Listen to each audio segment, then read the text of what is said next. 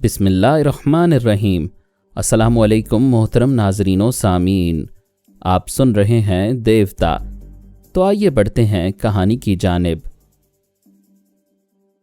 Audi Norman उठकर खड़ा हुआ, फिर बैठ गया। उसके बाद बोला, मैं खड़ा हो रहा था, उसने ज़बरदस्ती मुझे बिठा दिया है। मैं अपने मातहतों को बुला रहा हूँ मगर बुला नहीं पाता हूँ। मैं अपने इख्तियार में नहीं हूँ। मिस्टर, तुम कौन हो? मुझे माफ़ कर दो। मैं टेलीपैथी की कुव्वत से टकराने की हमाकत नहीं करूँगा। तुम अभी अपने दोनों डॉक्टरों को ले जाओ। एक्सरे मैन ने कहा, ऐसे नहीं ले जाऊँगा। तुम इन्हें लेकर अपनी गाड़ी में वहाँ जाओ जहाँ वो फार्मूले छुपाए गए हैं। अगरचे उन फार्मूलों की असल कॉपी मेरे पास है, फिर भी मैं नहीं चाहता कि वो छुपाए हुए फार्मूले किसी के हाथ लग जाएं। चलो उठो, खबरदार एक बॉडीगार्ड को भी साथ ना रखना। वो उठकर दोनों डॉक्टरों के साथ बाहर जाने लगा। वाइन लोइन ने मोबाइल फ़ोन पर मामेला से कहा, सिस्टर बी अलर्ट। वो नॉर्मन दोनों डॉक्टरों के साथ गाड़ी में बैठकर उस वीराने की तरफ जाएगा। अपनी कार की हेडलाइट्स बुझाकर ताकुब करो। चूंकि मामेला से फ़ोन पर मुसलसल राबता था, इसलिए वो समझ रही थी कि कोठी के अंदर क्या हो रहा है। सबसे अहम और तशवीशनाक बात यह थी कि कोई टेलीपैथी जानने वाला ऑडी नॉर्मन के दिमाग में आ गया था।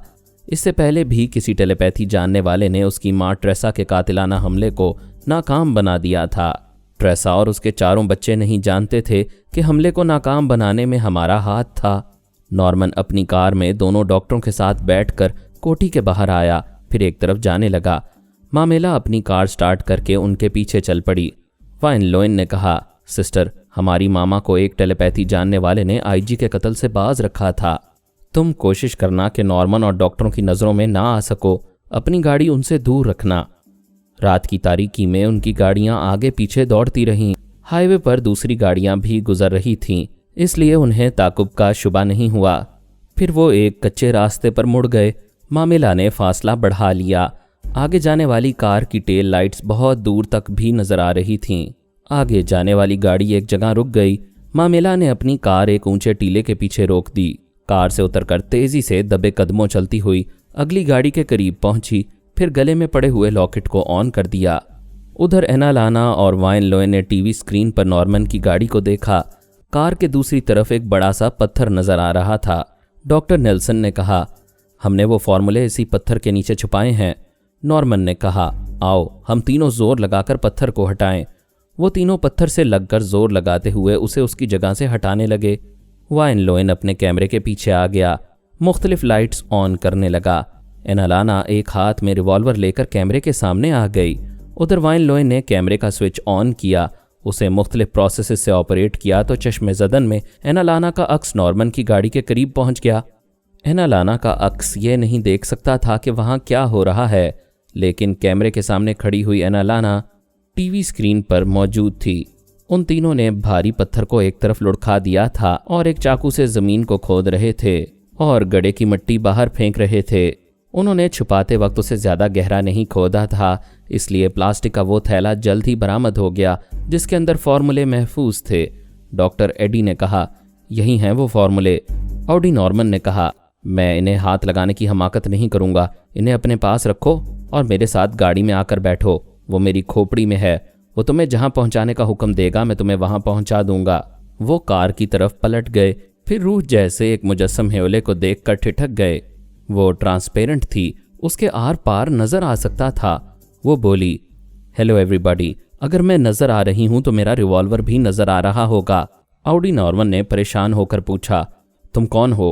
वो बोली, तुम्हारे दिमाग में भूत आ सकता है तो आंख के सामने चुड़ैल आ सकती है। उस भूत से कहो अपनी टेलीपैथी का हथियार आजमाए। दूसरे ही लम्हे कैमरे के सामने खड़ी हुई एनालाना ने पराई सोच की लहरों को महसूस करते ही सांस रोक ली। पहले ये बताओ तुम क्या चीज़ हो? रूह नहीं हो सकती। तुम्हारा ये रिवॉल्वर भी ट्रांसपेरेंट है, इससे गोली नहीं चलेगी। उसकी बात खत्म होते ही अक्स ने रिवॉल्वर से उसकी टांग का निशाना लिया। पत्थर के पीछे छुपी हुई मामेला ने गोली चला दी। नॉर्मन उछलकर अपनी एक टांग को पकड़कर तकलीफ से कराहने लगा। एनालाना ने कहा, अभी 5 गोलियां हैं और तुम लोग 3 हो। अब देर ना करो वरना टेलीपैथी का भूत अपने दूसरे हवारियों को इधर भेजेगा। 3 मुकम्मल होने तक इस थैले को यहाँ फेंक कर फौरन गाड़ी में बैठकर भाग जाओ। 1 डॉक्टर नेल्सन ने कहा, प्लीज़ 1 मिनट, अकल से काम लो। हमारे बगैर ये फार्मूले बेकार हैं, हमें भी अपने साथ ले चलो। मैं तुम में से किसी को साथ ले जाकर इस भूत को अपने पीछे नहीं लगाऊंगी। दो, प्लीज हमसे समझौता करो। अक्स के 3 कहते ही ठाएं ठाएं की आवाज के साथ गोलियां चलीं। दोनों डॉक्टर जख्मी होकर गिर पड़े। अक्स ने कहा, अब वो थैला इधर ना फेंका तो। उसकी बात पूरी होने से पहले ही एक ने उसकी तरफ वो थैला फेंक दिया। उसने कहा, अब जमीन पर ऊंधे हो जाओ और अपनी आंखें बंद कर लो, जो सर उठाएगा मारा जाएगा। वो हुक्म की तामील करने लगे। इसी दौरान मामेला ने जमीन पर रेंगते हुए उस थैले को उठाया, फिर उसी तरह रेंग कर गाड़ी से दूर हो गई। एनालाना का अक्स गायब हो गया क्योंकि वाइन लोइन ने कैमरे को ऑफ कर दिया था। स्क्रीन पर मामेला नजर आ रही थी। वो दौड़ती हुई टीले के पीछे अपनी गाड़ी में आकर बैठ गई थी, फिर उसे स्टार्ट करके ड्राइव करती हुई हाईवे की तरफ जा रही थी। मार्टिन रसल उर्फ एक्सरे मैन दिमागी तौर पर हाजिर हुआ, फिर सर पकड़कर सोचने लगा, ये क्या तमाशा था। उसने जख्मी होने वालों के जरिए दूर कहीं गाड़ी स्टार्ट होने की, फिर उसके जाने की आवाज़ सुनी थी, और दिमाग ये तस्लीम नहीं कर सकता था कि रूह गोलियां चलाकर जख्मी भी करती है और गाड़ी भी चलाती है, और वो थैला उठाकर भी अपने साथ ले गई होगी। वो तीनों ऊंधे मुंह आंखें बंद किए जमीन पर पड़े हुए थे, इसलिए ये देखा ना जा सका कि वो किस तरह थैला उठा के साथ ले गई है। अगर एक्सरे मैन किसी को सर उठाकर देखने पर मजबूर करता तो वो गोली मार देती। ये वारदात का नया तरीका सामने आया था। वो जितना सोच रहा था, हैरानी उतनी ही बढ़ती जा रही थी। एक नौखेज लड़की रूबरू आई थी, मगर नहीं आई थी। वो जाए वारदात से दूर थी और वारदात कर गई थी। उसने सोचा, मैंने ऑडी नॉर्मन को अपने साथ मुसल्ला गार्ड्स ले जाने से मना किया था। अगर वो गार्ड्स वहां होते तो उस ट्रांसपेरेंट लड़की पर गोलियां चलाते। जब उसकी गोलियां जख्मी कर सकती हैं तो गार्ड्स की गोलियां भी शायद उसे जख्मी कर सकती थीं। अब ये सवाल अहम था कि वो कौन है, किस तंजीम या किस मुल्क से वाबस्ता है। उस लड़की के पीछे किसका गैर मामूली जहन है जिसकी ज़बरदस्त प्लानिंग से वो फार्मूले उड़ा कर ले गई है। उसने ख्याल ख्वानी की परवाज़ की। ब्रेन एडम के पास पहुंचा। रात आधी गुजर चुकी थी। वो सो रहा था। एक्सरे मैन ने उसे खाबीदा रखा, मगर उसकी आंखें खोल दीं। उसे नींद की हालत में बिस्तर से उठाया। वो आहिस्ता आहिस्ता चलता हुआ टेलीफोन के पास आया। रिसीवर उठाकर नंबर डायल करने के बाद राबता हुआ। वो बोला, हेलो ब्रदर ब्लैक एडम, मैं बिग ब्रदर बोल रहा हूँ। मैं हाजिर हूँ बिग ब्रदर। तिल अबीब और जाफा के दरमियान जो छोटी सी पहाड़ी आती है, उसके दामन में कहीं एक गाड़ी खड़ी हुई है। उसकी हेडलाइट्स ऑन हैं। शायद तुम हाईवे से गुजरते हुए उसे देख सको। यस ब्रदर, वो पहाड़ी हाईवे के करीब है। वहाँ गाड़ी के करीब 3 अफराद जख्मी पड़े हैं। उनमें से 2 हमारे गुमशुदा डॉक्टर एडी और डॉक्टर नेल्सन हैं। तीसरा दवासाज कंपनी का मालिक और मशहूर सियासतदान ऑडी नॉर्मन है। नॉर्मन को वहीं मरने दो। अपने दोनों डॉक्टरों को मिलिट्री हॉस्पिटल पहुंचा दो। That's all. Brain Adam receiver रखकर उसी तरह नींद में चलता हुआ बिस्तर पर लेट गया, फिर आंखें बंद कर लीं। फिर उसने ख्वाब में देखा कि वो पहाड़ी के पास है। दोनों गुमशुदा डॉक्टर्स एक शख्स के साथ एक भारी पत्थर हटा रहे हैं। उस पत्थर के नीचे एक गड़े में प्लास्टिक का थैला है। वो थैला ले जाना चाहते हैं। उसी वक्त एक ट्रांसपेरेंट लड़की नजर आती है। फिर ब्रेन एडम ने ख्वाब में एक्सरे मैन की आवाज़ सुनी। वो कह रहा था, ब्रेन एडम, तुम बहुत ज़हीन हो, पेचीदा मसाइल को सुलझा रहे हो। इस लड़की को देखो, क्या ये रूह है? ब्रेन एडम ने कहा, ये ट्रांसपेरेंट है, इसके आर पार देखा जा रहा है। ये रूह लगती है, लेकिन मैं इसे रूह नहीं मान सकता। गौर से देखो, ये फायर कर रही है। ब्रेन एडम ने देखा, उस ट्रांसपेरेंट लड़की ने फायरिंग की थी और उन तीनों को जख्मी करके प्लास्टिक के थैले को उठाकर एक गाड़ी में डाला था और उसे ड्राइव करती चली गई थी। एक्सरे मैन ने कहा, इस वारदात में ये बात काबिल जिक्र है कि तीनों जख्मियों की आंखें बंद थीं। वो ऊंधे मुंह जमीन पर पड़े हुए थे, इसलिए उन्होंने उस लड़की को थैला उठाते और गाड़ी चलाता नहीं देखा था। सिर्फ गाड़ी के स्टार्ट होने और दूर जाने की आवाज़ें सुनी थीं। ब्रेन एडम ने कहा, यह सब कुछ ख्वाब जैसा है। इसे ख्वाब ना समझो, ये हकीकत है। ब्रदर ब्लैक एडम दोनों डॉक्टरों को मिलिट्री हॉस्पिटल पहुंचाने गया है। तुम्हारे जहन में ये बात रहे कि तुमने ब्लैक एडम को ऐसा करने का हुक्म दिया था, और याद रहे कि जो कुछ देखा वो ख्वाब नहीं था। तुम्हारा एक जासूस है जिसने तुम्हें इस वारदात की इत्तला दी थी। उस पर यकीन करते हुए ये गुत्थी सुलझाओगे कि वो ट्रांसपेरेंट लड़की किस हिकमत अमली से वो फार्मूले ले गई है। ब्रेन एडम आंखें बंद किए हुए लेटा था, फिर उसकी आंखें खुल गईं। वो उठकर बैठ गया। बिस्तर से उतरकर टेलीफोन के पास आया, फिर सोफे पर बैठकर उसने रिसीवर को उठा लिया और अपने कान से लगाया। ऐसे ही वक्त एक्सरे मैन ने उसे नींद से बेदार किया। उसके कान में आवाज़ आई, सर, मैंने उस ट्रांसपेरेंट लड़की के बारे में मुकम्मल तफसील बता दी है, दैट्स ऑल। ब्रेन एडम नींद से बेदार होकर नीम खाबीदा जहन से यही सोच रहा था कि उसके खास जासूस ने फ़ोन पर यह इत्तला दी है। एक्सरे मैन का हुक्म था कि वो यही समझेगा, लिहाजा वो रिसीवर रख कर ट्रांसपेरेंट लड़की के मसले पर गौर करने लगा। उधर मामेला अपनी रिहाइश गाह में पहुंच गई। एना लाना और वाइन लोएन उसके मुंतजिर थे। मामेला ने उनके सामने मेज़ पर प्लास्टिक के थैले को फेंकते हुए कहा, ये हज़रत मूसा कलीमुल्लाह की ज़मीन है। उनके मुतल्लिक कहा जाता है कि वो आग लेने गए थे, उन्हें पैगंबरी मिल गई। तुम एक अच्छे निशानाबाज को फांसने निकले थे, हमें ये अजीबो गरीब फार्मूले मिल गए। एना लाना फ्रिज से बोतल लेने गई। वाइन लोएन थैले से वो कागजात निकाल कर उनका मुताला करने लगा। फिर उसने कहा, इसमें दवाओं के लंबे पेचीदा नाम हैं, तिब्बी इस्तिलाहात में बहुत कुछ लिखा हुआ है। हमारी बहन मैकेनी ने तिब्बी साइंस में कमाल हासिल किया है, वो इन फार्मूलों को बेहतर समझ सकेगी। मैकेनी गॉड मदर ट्रेसा के साथ अमरीका गई हुई थी। एना लाना ने वाइन को बोतल देते हुए कहा, क्या ख्याल है इन फार्मूलों की फ़ोटोकॉपियाँ मैकेनी के पास भेज दी जाएं? ये मुनासिब नहीं होगा, ये बहुत अहम फार्मूले हैं, डाक के ज़रिए हाथ से बेहाथ हो सकते हैं। तो फिर मैकेनी को बुलाया जाए। अक्स को दूसरी जगह मुंतकिल करने के लिए 3 अफराद की ज़रूरत पेश आती थी। जैसा कि अभी मामेला, एना लाना और वाइन लोएन ने एक दूसरे के ताउन से वारदात की थी, इसी तरह अमेरिका में गॉड मदर ट्रेसा, मैकेनी और एक हिप्नोटिज्म का माहिर था जो उनका वफादार था। वहाँ भी वो ऐसी ही हिकमत अमली से किसी ख्याल ख्वानी करने वाले को फांसने के इरादे से गए थे। वाइन लोएन ने कहा, मामेला, यही हो सकता है कि तुम माँ के पास जाओ और मैकेनी को हमारे पास भेज दो। ठीक है, मैं चली जाऊंगी। मैकेनी को इन फार्मूलों के मुतालिक ये बताना होगा कि इनमें 6 दवाइयाँ असली नहीं हैं। एना लाना ने कहा, हाँ, मैंने भी सुना है कि वो डॉक्टर कह रहा था कि उन्होंने अभी तक ये मालूम नहीं किया है कि वो कौन सी 6 दवाइयाँ हैं जो इन फार्मूलों में गलत लिखी हुई हैं।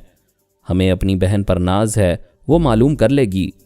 वहाँ ऐशो आराम से रहने के लिए उनके पास काफ़ी रकम थी, लेकिन गुंडों और कातिलों को ज़र खरीद बनाए रखने और एक खुफिया लेबॉरेटरी कायम करने के लिए लाखों डॉलर्स और पाउंड्स की ज़रूरत थी।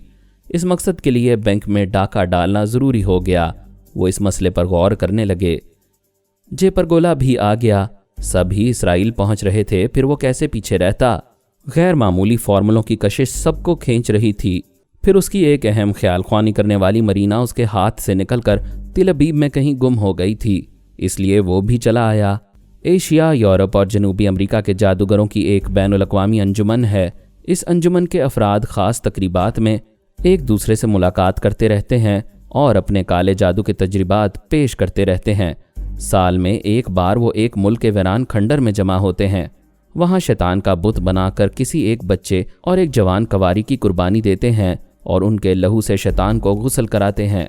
ये शैतानी अमल करने वाले कई बार कानून की गिरफ्त में आ चुके हैं। ब्राज़ील, बरतानिया और शुमाली अफ्रीका की कई अदालतों में उन्हें सजाए मौत दी गई। कोई फांसी पर चढ़ा, किसी को बिजली की कुर्सी पर मौत मिली। इसके बावजूद वो शैतानी अंजुमन आज भी कायम है। वो हर काले जादू वाले की हराम मौत पर यही कहते हैं कि शैतान उनसे खुश है और उसने उनकी कुर्बानी कबूल की है। जाफा में एक काले जादू की माहिर थी जो विच लेडी एला क्लैंसी के नाम से मशहूर थी। जेपरगोला ने पहले उसे राबता किया था और कहा था कि कुछ मसाइल हल करने के लिए वो तिल अबीब आ रहा है और अपने साथ चंद काला अमल करने वालों को भी लेकर आ रहा है। विच लेडी एला क्लैंसी ने कहा, भीड़ लेकर आओगे तो इंटेलिजेंस की नज़रों में आ जाओगे, तन्हा आओ, यहाँ मेरे शागिर्दों की कमी नहीं है, मैं तुम्हारे काम आऊँगी। वो तन्हा आया था। एला क्लैंसी ने बिन गोरीन एयरपोर्ट पर उसका इस्तकबाल किया, फिर अपनी रिहाइशगाह में ले आई। उससे बोली, तेरे क्या मसाइल हैं, मुझे बता। वो बोला, एक हसीन औरत है, उसका नाम मरीना है, वो टेलीपैथी जानती है। मैंने उस पर अमल करके उसे ताबेदार बना लिया था, फिर उसे चंद अहम फार्मूले हासिल करने के लिए यहाँ भेजा था, लेकिन किसी दूसरे टेलीपैथी जानने वाले ने उसके दिमाग से मेरे अमल को मिटा दिया है। वो मरीना और उन फार्मूलों के मुतालिक उसे तफसील से बताने लगा। वो हैरानी से सुन रही थी, फिर बोली, वो फार्मूले तो जादू हैं, जादू। अगर वो हासिल हो गए तो मैं किसी कवारी लड़की के लहू से शैतान को गुस्ल कराऊंगी। मेरा भी शैतान से यही वादा है, तू मरीना को नज़रअंदाज ना कर, वो भी मेरे लिए ज़रूरी है। तेरे पास पहले ही 2 टेलीपैथी जानने वाले गुलाम हैं, क्या मरीना पर मर मिटा है? सच्चा आशिक नहीं हूँ, वो शराब की भरी बोतल है। जेब में पड़ी रहेगी तो प्यास बुझाने के काम आती रहेगी। वैसे तू देख लेना, एक एक को पकड़ते पकड़ते टेलीपैथी जानने वालों की एक फौज बना लूंगा। मरीना का हुलिया बता। फजूल है, वो अपना चेहरा और रंग ढंग बदल चुकी होगी। फिर तो जंतर मंतर से उसे कब्रिस्तान में बुलाना होगा, लेकिन आज आधी रात तक पूरा चांद रहेगा। कोई बात नहीं, हम 2 रातें इंतज़ार करेंगे। परसों रात के 2 बजे चांद निकलेगा। हम 12 बजे अमल करेंगे और चांद निकलने से पहले उसे अपने पास आने पर मजबूर कर देंगे। एला क्लैंसी ने कहा, शहर से 40 मील दूर एक वीरान कब्रिस्तान है। हम परसों शाम को वहां जाएंगे। मेरे 2 चेले वहां काले अमल का तमाम सामान लेकर आएंगे। उस रोज वो आधी रात तक विच लेडी के साथ तिल अबीब की सैर करता रहा। उसने समंदर के साहिल पर खड़े होकर दूर तक देखा, फिर कहा, एला वो यहाँ आई थी। क्या मरीना की बात कर रहे हो? हाँ, यहीं कहीं उसे एक अजनबी नौजवान मिला था। मेरे गुलाम जेरी ने बाद में मरीना के ख्यालात पढ़े तो मालूम हुआ कि उस अजनबी नौजवान का ताल्लुक फरहाद अली तैमूर से है।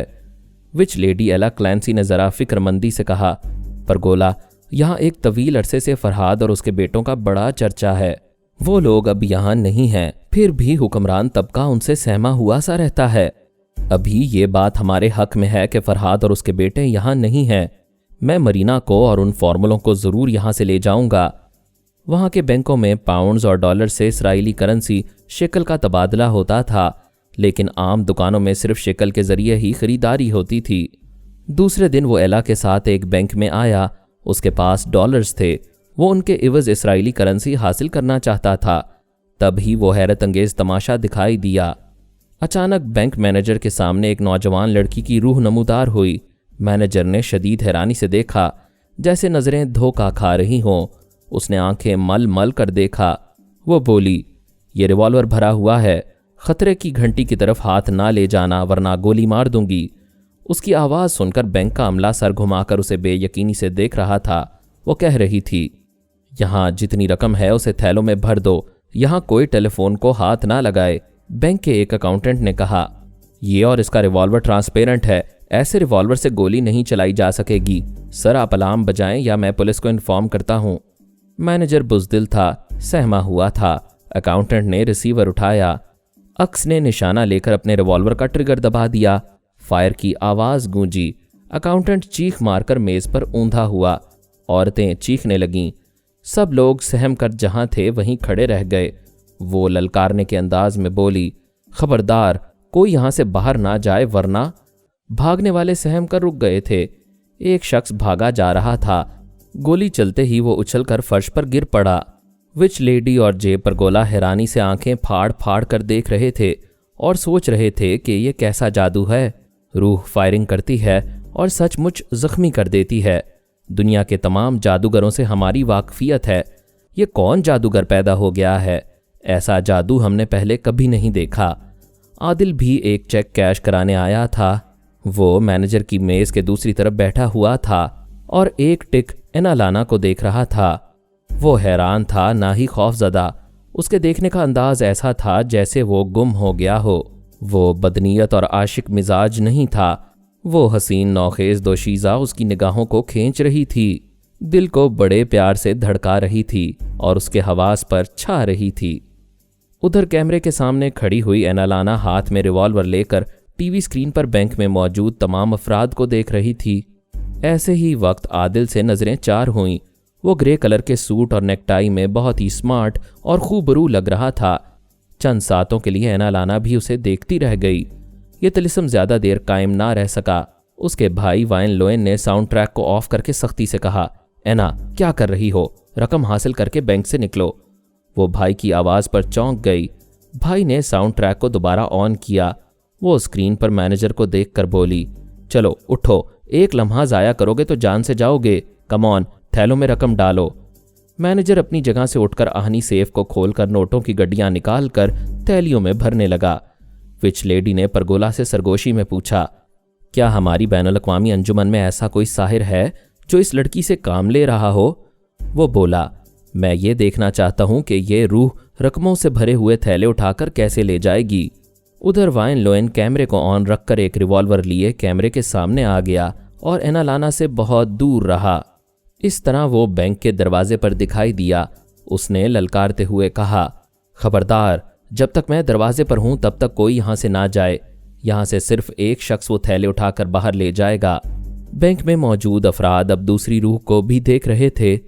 एनालाना ने रिवॉल्वर का रुख आदिल की तरफ किया, उसे निशाने पर रखकर कहा, क्या तुम्हारे पास अपनी ज़ाती गाड़ी है? वो बोला, मैं तुम्हें अपनी कार तो क्या अपनी जान भी दे सकता हूँ। वो बोली, फजूल बातों से परहेज करो और ये थैले उठाकर अपनी गाड़ी में रखो। हरी आप, मूव फास्ट। वो 3 भरे हुए थैलों के पास गया, फिर उन्हें उठाते हुए बोला, मुझे बुज़दिल ना समझना, मैं तुम्हारे साथ जाने और तुम्हारे करीब रहने के लिए सर तस्लीमें खम कर रहा हूँ। वो थैले उठाकर बैंक से बाहर जाने लगा। गले में लॉकेट पहने हुए मामेला बैरूनी दरवाजे पर आ गई ताकि स्क्रीन पर दरवाजे के पास वाइन लोएन और बाहर गाड़ी के पास एनालाना नजर आती रहे। आदिल वो थैले अपनी कार की पिछली सीट पर रख रहा था। फायरिंग की आवाज़ बैंक के बाहर गई थी। सामने सड़क पर ट्रैफिक जैम हो गया था। लोग खौफ के बायस अंदर नहीं जा रहे थे और अंदर वाले बाहर नहीं आ रहे थे। बाहर वालों ने जब 2 रूहों को देखा तो सहम कर दूर हो गए। उन बहन भाई ने हवाई फायरिंग की तो भगदड़ मच गई। मामेला ने उस भगदड़ में कार के करीब आकर डैशबोर्ड के ऊपर एक मिनी कैमरा और माइक रख दिया। फिर वाइन लोएन के करीब आ गई। इस तरह एक कैमरे से एनालाना और आदिल कार के करीब स्क्रीन पर दिखाई दे रहे थे और मामेला के कैमरे से वाइन लोएन दरवाजे पर नजर आ रहा था। ऐसे ही वक्त पुलिस की गाड़ी आ गई। वाइन लोएन ने पुलिस वालों को निशाने पर रखते हुए कहा, स्टॉप, डोंट मूव, कोई इस गाड़ी का पीछा नहीं करेगा। एनालाना ने आदिल से कहा, फौरन गाड़ी चलाओ। वो बोला, पहले तुम भी आकर बैठो। उधर कैमरे के सामने एनालाना ने स्क्रीन पर आदिल को घूर कर देखा। बहस का वक्त नहीं था। वो स्क्रीन पर देखती हुई फासले का अंदाजा करते हुए दाएं तरफ एक कदम बढ़ी तो स्क्रीन पर गाड़ी के अंदर नजर आई। वो एक स्याह कुर्सी पर बैठ गई।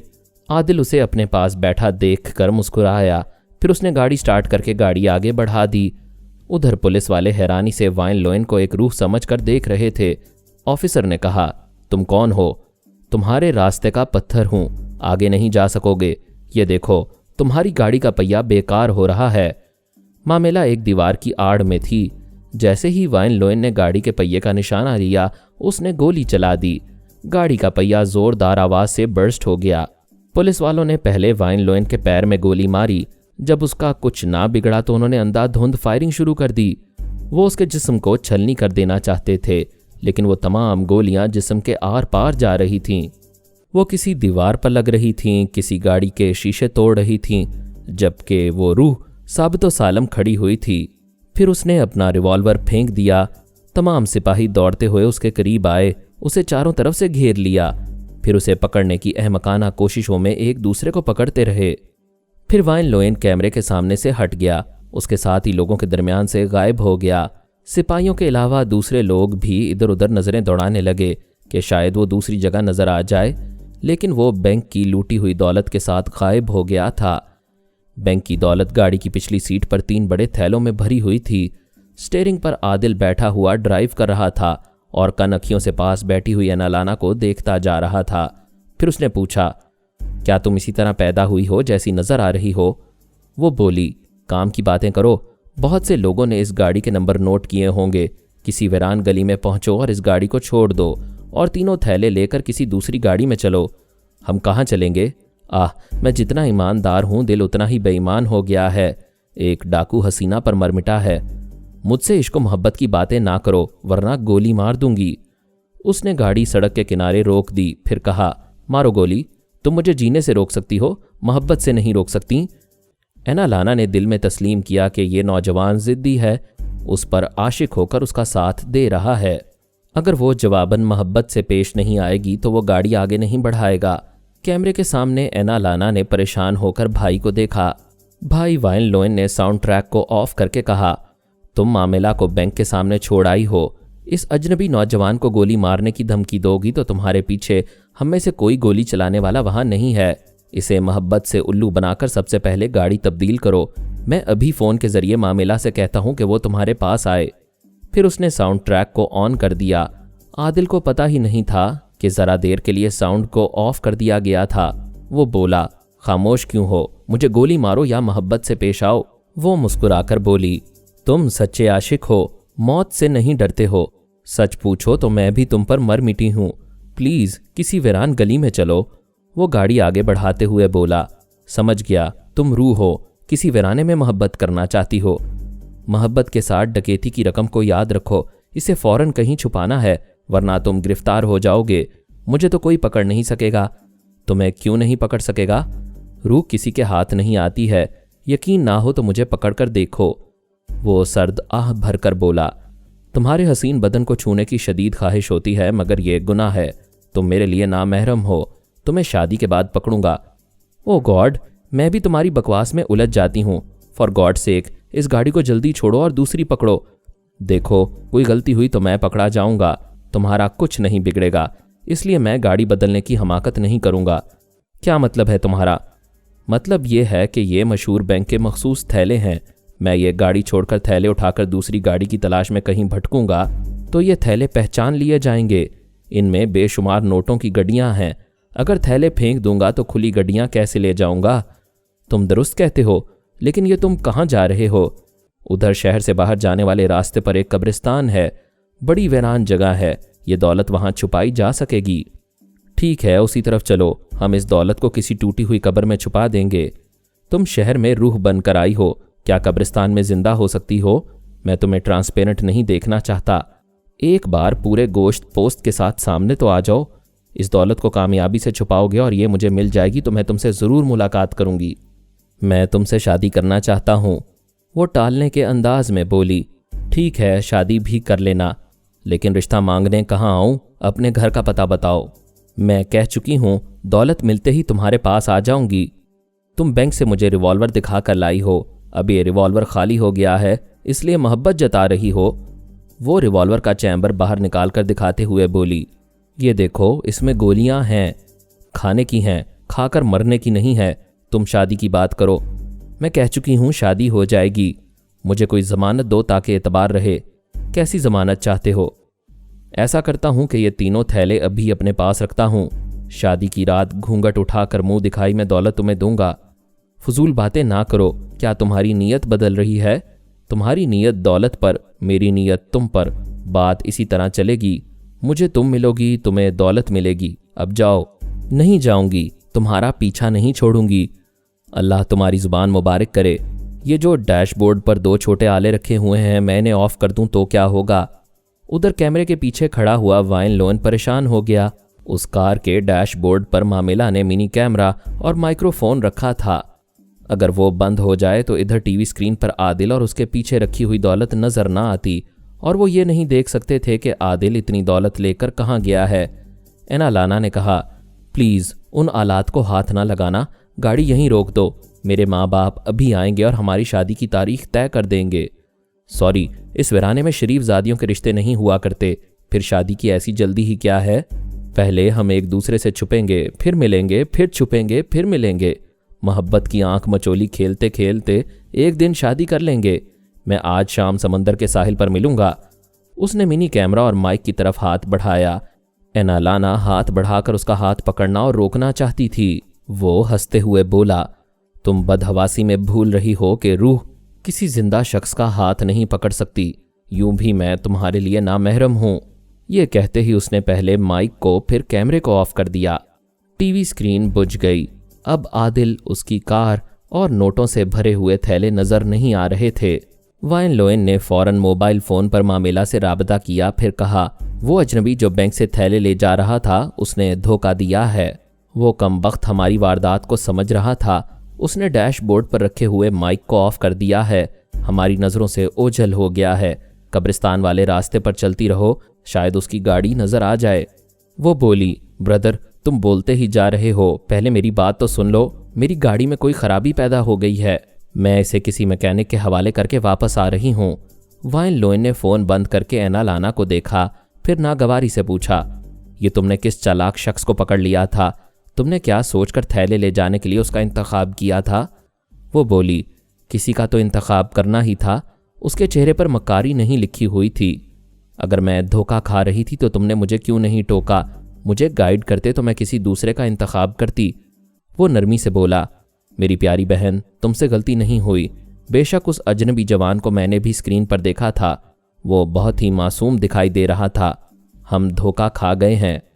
एनालाना टीवी के सादे स्क्रीन को तक रही थी जैसे आदिल को देख रही हो।